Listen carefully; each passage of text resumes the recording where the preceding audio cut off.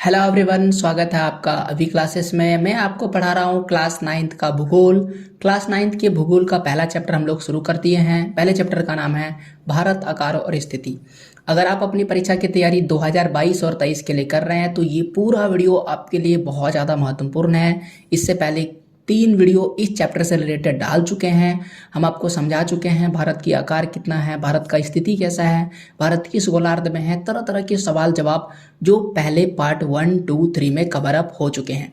आज का टॉपिक है कि भारत में कितने राज्य हैं और भारत में कर्क रेखा की क्या स्थिति है, कर्क रेखा से कितने राज्य गुजरते हैं। ये परीक्षा की दृष्टि से महत्वपूर्ण प्रश्न है। तो आइए इस पर पूरी डिटेल से चर्चा करते हैं। तो आइए अब हम लोग समझते हैं भारत के राज्यों के बारे में। तो भारत की अगर हम राज्य की बात करें तो भारत के वर्तमान में 28 राज्य हैं और 9 जो है वो केंद्र शासित प्रदेश हैं। तो हमें 28 राज्यों के नाम जानने होते हैं, राजधानियां, और साथ ही साथ केंद्र शासित प्रदेश जो है वो कौन कौन से हैं और उसकी राजधानियां क्या क्या है। तो अगर हम भारत को बेहतर तरीके से समझे तो भारत को हम सबसे पहले 2 भागों में बांट देते हैं। ऊपर वाला जो इलाका है हम उसे उत्तर भारत कहेंगे और जो नीचे वाला इलाका है हम उसे दक्षिण भारत कहेंगे। भारत में टोटल 28 राज्य हैं और उत्तर भारत में कितना राज्य है? पहला जो ये 2 राज्य है जम्मू कश्मीर और लद्दाख, ये है केंद्र शासित प्रदेश, इसे हम हटा देते हैं। हमें गिनती करना है हिमाचल प्रदेश से, तो हिमाचल प्रदेश पहला राज्य हो जाएगा, पंजाब अपना दूसरा राज्य हो जाएगा, हरियाणा तीसरा राज्य हो जाएगा, उत्तराखंड चौथा राज्य हो जाएगा, उत्तर प्रदेश 5वां राज्य, राजस्थान जो है वह 6ठा राज्य हो जाएगा, मध्य प्रदेश 7वां राज्य हो जाएगा और बिहार 8वां राज्य हो जाएगा, झारखंड 9 नंबर पर आ जाएगा और पश्चिम बंगाल को हम लोग 10 नंबर दे देते हैं। इस प्रकार से यहाँ पर कुल 10 राज्य हैं उत्तर भारत में। अब आते हैं दक्षिण भारत में कितने राज्य हैं। तो दक्षिण भारत में हम लोग गुजरात को शामिल करते हैं। तो दक्षिण भारत में पहला गुजरात हो जाएगा, दूसरा महाराष्ट्र हो जाएगा, तीसरा छत्तीसगढ़ हो जाएगा, चौथा उड़ीसा हो जाएगा, 5वें नंबर पर हम गोवा को दे देते हैं, 6ठा नंबर कर्नाटक है, 7 नंबर तेलंगाना है, 8 नंबर आंध्र प्रदेश है, 9 नंबर केरला है और 10 नंबर है तमिलनाडु। तो इस प्रकार से 10 राज्य जो है ऊपर है और 10 राज्य झारखंड के नीचे है, 10 राज्य भारत के उत्तरी क्षेत्र में है और 10 राज्य भारत के दक्षिणी क्षेत्र में है। अब आपको मैप थोड़ा क्लियर हो गया होगा। तो कुल मिलाकर के 10 राज्य उत्तर भारत में और 10 राज्य दक्षिण भारत में हैं, 20 राज्य हो गए। अब आते हैं इस इलाके में, इस इलाका को हम लोग उत्तर पश्चिम भारत कहते हैं। उत्तर पश्चिम भारत में भी हमारे पास कितने बच गए? हमारे पास बच गए 8 राज्य। तो यहाँ पर है टोटल मिलाकर के 8 राज्य, जिसमें से एक अकेला यहाँ पर सिक्किम में है। तो सिक्किम जो है वो भारत का जो है इस इलाका में, उत्तर पश्चिम इलाके में ही आता है। लेकिन कुल मिलाकर के ये जो सिक्किम को हटा दीजिएगा तो यहाँ पर 7 राज्य बचता है और इन 7 राज्य को हम 7 बहनें कहते हैं, याद रखिएगा, 7 सिस्टर्स इंग्लिश में कहते हैं। और वो कौन कौन सा राज्य है? Arunachal Pradesh number 1, Nagaland number 2, Manipur number 3, Mizoram number 4, फिर यहाँ पर त्रिपुरा नंबर 5, मेघालय नंबर 6 और असम नंबर 7। इस प्रकार से यहाँ पर 7 बहनें, 7 सिस्टर पढ़ लिए हैं और एक मिला दीजिए सिक्किम को, हो जाएगा 8। टोटल हो गए 28 राज्य। 28 राज्य हम लोग इसी तरह से मैप में याद कर सकते हैं। मानचित्र में भी आपको याद होना चाहिए कि अलग अलग राज्य कहाँ पर मौजूद है। इस तरफ जो 7 राज्य है उसके लिए शॉर्टकट है अरुणाचल प्रदेश, नागालैंड, मणिपुर और मिजोरम। ANMM अरुणाचल प्रदेश, नागालैंड, मणिपुर, मिजोरम। तो मिजोरम के लिए MI लिख सकते हैं तो आसानी रहेगा, ANMMI।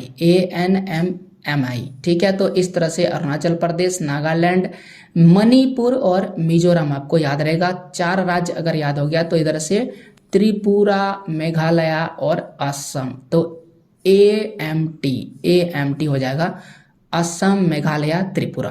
तो इस तरह से यहाँ पर 7 राज्य और ये है 8वां राज्य जिसका नाम है सिक्किम।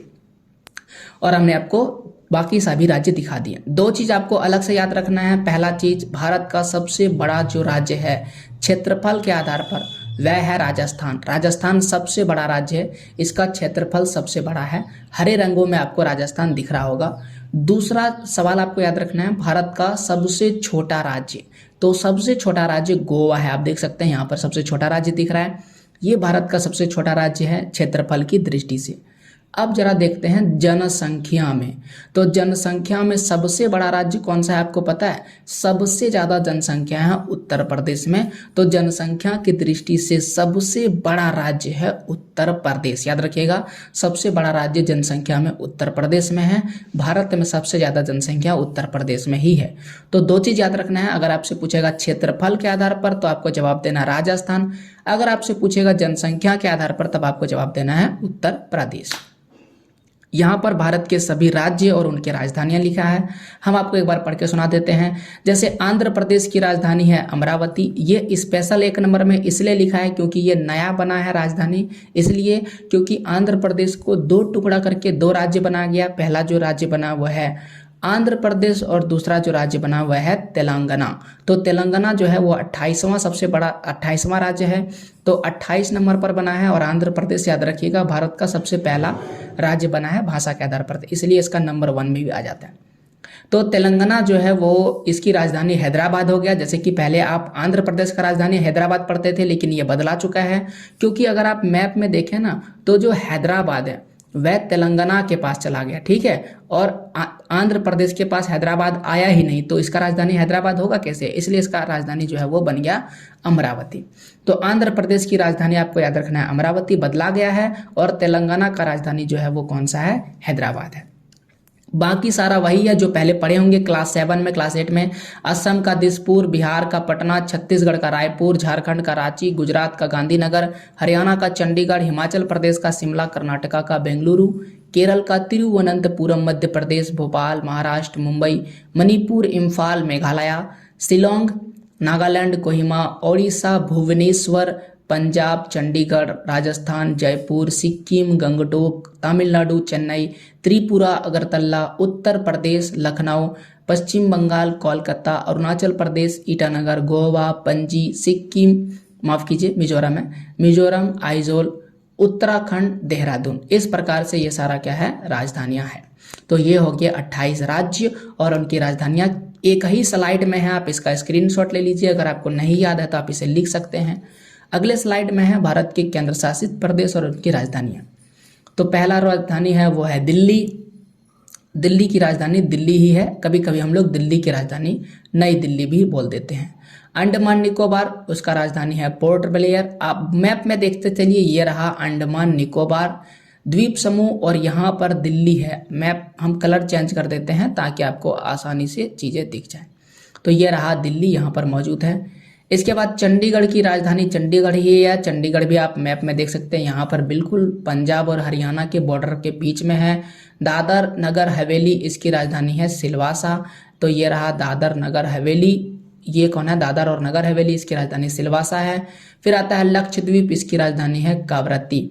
तो ये रहा लक्षद्वीप, इसकी राजधानी कावरत्ती है। फिर आता है पुद्दुचेरी, पुद्दुचेरी की राजधानी पुद्दुचेरी ही है। यहाँ पर ये रहा पुद्दुचेरी।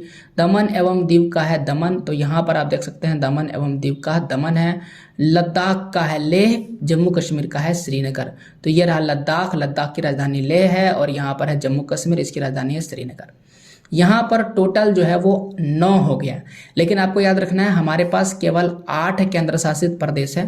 तो 2 जो केंद्र शासित प्रदेश है ये रहा 4 नंबर वाला दादर एवं नगर हवेली और दमन एवं दीव, इन दोनों को जोड़ करके एक केंद्र शासित प्रदेश बना दिया गया है। ठीक है, तो 2 जब मिलेगा 1 बनेगा तो 1 घट जाएगा और इस प्रकार से इसकी राजधानी है सिलवासा। ठीक है, याद रखिएगा दोनों को मिलाकर के एक बना दिया गया है। दादर एवं नगर हवेली, दमन एवं दीव को जोड़ दिया गया है और इसका राजधानी एक ही है। तो ये हो गया भारत के केंद्र शासित प्रदेश और भारत के राज्य और राजधानी। अब हमें पढ़ना है कर्क रेखा। तो सबसे पहले हम आपको एक्सप्लेन करते हैं कि कर्क रेखा है क्या। तो आप समझिए ये पृथ्वी है, पृथ्वी पर कई सारी काल्पनिक रेखाएं खींची गई है। कुछ रेखाएं ऊपर से नीचे की ओर आ रही है और कुछ रेखाएं दाएं से बाएं की ओर जा रही है। जो रेखा ऊपर से नीचे की ओर जा रहा है उसे आप भुला जाइए, केवल उस रेखा को याद रखिए जो रेखा वो दाएं से बाएं जा रहा है। तो एक ऐसी लाइन है जो भारत के बिल्कुल माफ कीजिए पृथ्वी के बिल्कुल बीचों बीच जा रहा है। इस रेखा का नाम है इक्वेटर, 0 डिग्री अक्षांश रेखा। इसे हम लोग हिंदी में भूमध्य रेखा कहते हैं, जो बिल्कुल पृथ्वी के बीचों बीच से गुजरता है।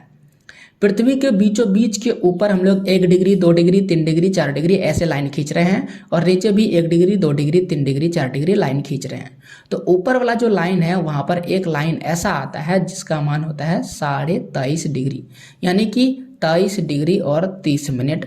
उसी प्रकार से नीचे भी एक लाइन होता है जिसका मान है 23.5 डिग्री यानी 23 डिग्री 30 मिनट। ओके, तो इन दोनों रेखाओं का हम एक नाम दे देते हैं। ऊपर वाली रेखा को हम लोग बोल देते हैं कर्क रेखा और नीचे वाली रेखा को हम बोल देते हैं मकर रेखा। अब आपके मन में सवाल आएगा कि इस रेखा, इस लाइन का नाम हम क्यों दिए हैं? तो इस रेखा और इस लाइन के बीच का जो एरिया है वो अलग तरह का है। इसमें अलग तरह का तापमान है, अलग तरह का फसल होता है, अलग तरह के लोग रहते हैं। इसलिए इन दो लाइन को हम लोग माप लिए, ये वाला लाइन और ये लाइन, और इसके बीच के जलवायु को समझने के लिए हमने इसका नाम दे दिया। अब चूंकि लाइन खींचा गया है तो हमको यह देखना पड़ेगा कि इस लाइन में कौन कौन से देश आते हैं। तो देश को तो आपको बाद में देखना है, फिलहाल हमें देखना है कर्क रेखा को, क्योंकि कर्क रेखा भारत को बीचों बीच काट देती है। जैसा कि अगर आप इस लाइन को देखें कर्क रेखा, वैसे तो कर्क रेखा सीधी नहीं जाती है, लेकिन फिर भी हम लोग मान लेते हैं कि कर्क रेखा मान लेते हैं सीधी गई है। तो भारत के किन किन राज्यों को टच करेगी? तो यहाँ पर सारे राज्यों के नाम लिखे हुए हैं। सबसे पहला सवाल आपसे प्रश्न पूछेगा कर्क रेखा क्या है? तो कर्क रेखा का मान कितना है? 23.5 डिग्री। इसका मान है उत्तरी अक्षांश। क्या होता है उत्तरी अक्षांश? जो दुनिया को दो बराबर बराबर भागों में, जो देश को, माफ कीजिए, भारत देश को दो बराबर बराबर भागों में बांट देती है। तो कर्क रेखा भारत की कौन कौन राज्य से गुजरती है? गुजरात से गुजरती है, राजस्थान से, मध्य प्रदेश से, छत्तीसगढ़, झारखंड, पश्चिम बंगाल, त्रिपुरा एवं मिजोरम राज्य से गुजरती है। आइए उन राज्यों को देख लेते हैं। कर्क रेखा सबसे पहले किस राज्य से गुजरती है? तो सबसे पहले गुजरात से गुजरती है। उसके बाद राजस्थान को आप देख सकते हैं थोड़ा सा टच करता है। इसके बाद मध्य प्रदेश को बीचों बीच काट देता है। फिर जो है छत्तीसगढ़ को भी थोड़ा सा टच करता है। इसके बाद झारखंड को भी बीचों बीच में काट देता है। पश्चिम बंगाल को भी बीचों बीच में काट देता है। त्रिपुरा को भी थोड़ा सा टच करता है और फिर जो मिजोरम है उसको बीचों बीच काट देता है। इस प्रकार से गिनती किया जाए तो टोटल मिलाकर के 8 राज्य ऐसे हैं। पहला राजस्थान, दूसरा गुजरात, तीसरा मध्य प्रदेश, चौथा छत्तीसगढ़, पांचवा झारखंड, छठा पश्चिम बंगाल, सातवां मिजोरम, आठवां त्रिपुरा। इस प्रकार से 8 राज्य हैं जो कर्क रेखा से गुजरती है, यानी जिन राज्यों से होकर कर्क रेखा गुजरती है। उम्मीद है आपको कर्क रेखा भी समझ में आ गया होगा। भारत के राज्य, राजधानी, केंद्र शासित प्रदेश, उनकी राजधानियां, भारत में कितने राज्य हैं, कौन कौन से राज्य किस ओर हैं और उनकी राजधानियां क्या है, ये भी समझ में आ गया होगा। यहाँ पर वीडियो समाप्त होता है। इस पार्ट में केवल राज्य, राजधानी और केंद्र शासित प्रदेश को बेहतर तरीके से समझना था और कर्क रेखा को। ऐसे और भी वीडियोस मेरे चैनल पर आएंगे तो प्लीज सब्सक्राइब कीजिए अभी क्लासेस को। ना केवल हम आपको ज्योग्राफी बल्कि एसएसटी के सारे बुक्स को पढ़ाएंगे। और अगर इससे रिलेटेड किसी भी प्रकार का क्वेश्चन है तो क्वेश्चन आंसर का मेरा एक और चैनल है जिसमें हम क्वेश्चन आंसर अपलोड करते हैं, अभी क्लासेस डाउट। उस चैनल को सब्सक्राइब कीजिए और हमारा सपोर्ट कीजिए ताकि हमारा मन लगा रहे वीडियोस बनाने में और आपका भी जो सोल्यूशन है वो मिलते रहे। कैसा लगा वीडियो कमेंट जरूर कीजिएगा। वीडियो अगर बहुत ज़्यादा पसंद आए तो लाइक कीजिए, कमेंट कीजिए, दोस्तों के साथ शेयर कीजिए। ऐसे और मज़ेदार वीडियोस के लिए चैनल को सब्सक्राइब कीजिए। मिलते हैं आपसे अगले वीडियो में, तब तक के लिए जय हिंद, जय भारत, वंदे मातरम।